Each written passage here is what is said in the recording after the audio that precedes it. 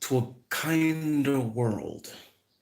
When you look about the story of the acrobatic silk in this episode of Dandadan, episode 7, it's been a while since I did a review, so I apologize for that. So I'm going to do review after review, but the story itself is quite heartbreaking.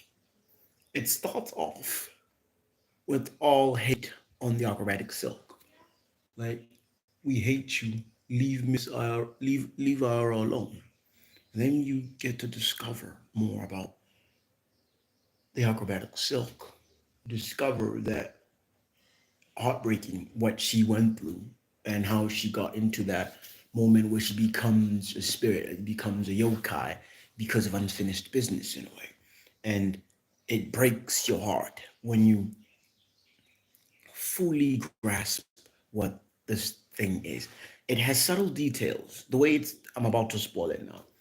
The way it's made, it's heartbreaking. As it first starts when Acrobatic Silk makes the ultimate sacrifice when Ira dies and they need to basically jumpstart her aura in order for her to live. And Tobo Granny is like, in order for you to do that, you would basically be shutting yourself out from all worlds, even the afterworld, the afterlife, basically. So when you think about that, she did the ultimate sacrifice. Of course, her actions led to that girl dying, Ira dying in the first place, yes. But when you think about what she went through, that's when it stopped breaking your heart. Because during the whole transformation, the moment the where Momo was transferring acrobatic silk's aura to Ira, she was able to witness, was able to see a flashback. We were able to see a flashback of how the acrobatic silk got to where she is. And it's heartbreaking stuff. It really is. Like, I don't know, most people didn't notice this, but I picked it up. From what I understand, it could be two possible scenarios. I'm not entirely sure. One, the men that kidnapped her daughter could either be some sort of kingpins of the prostitution world, or they could be moneylenders, loan sharks. Because whenever she spent money, she always whipped it out of the envelope. So by my assumption, she definitely borrowed money to try to give her daughter the life that they had, and she had a lot of jobs. And when you think about it, she was working as a prostitute, teller at a grocery store. She was doing all variety of jobs in order to give her daughter a happy life. She was sacrificing a lot, and I guess when she stopped doing this prostitution thing, because that's what I'm assuming, she needed to balance the funds and they weren't balancing. So she took a few loans, a few debts, and they caught up to her. And when they caught up to her, those shark dudes, loan sharks, uh, came and took her daughter. That's another thing. Now the question becomes what they do with their daughter.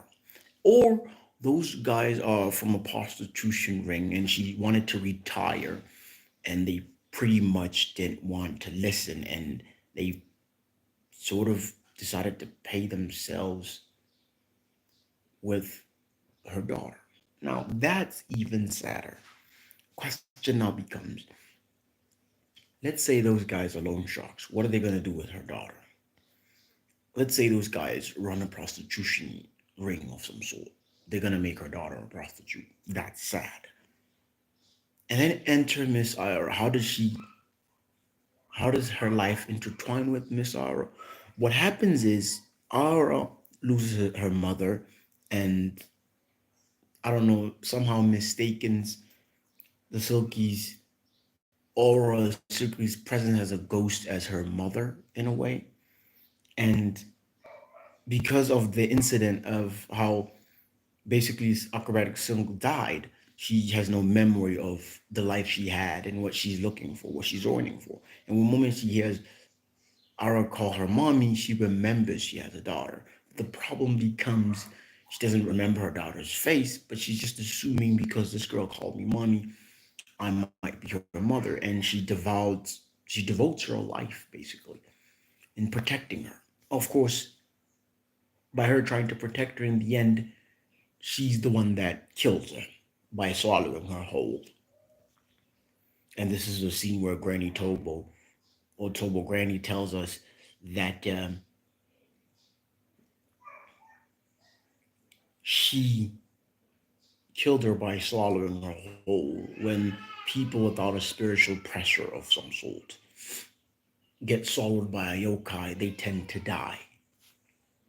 And because Momo and Ukran have powers in a way, they didn't because they are lucky in that sense. And she didn't have them. She was only able to see things because of Ukran's family jewels in a way.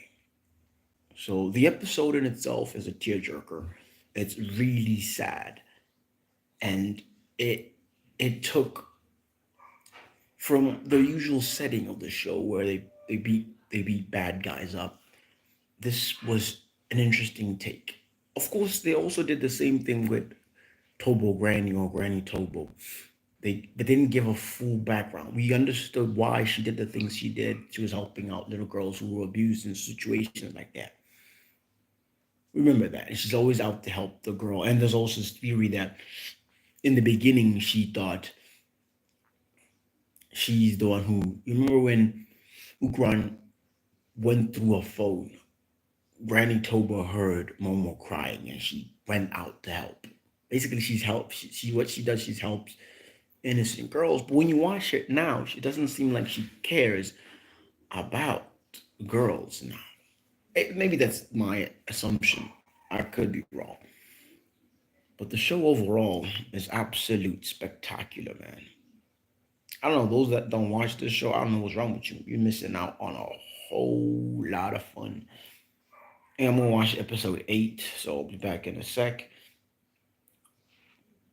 Assalamu alaikum. Salam.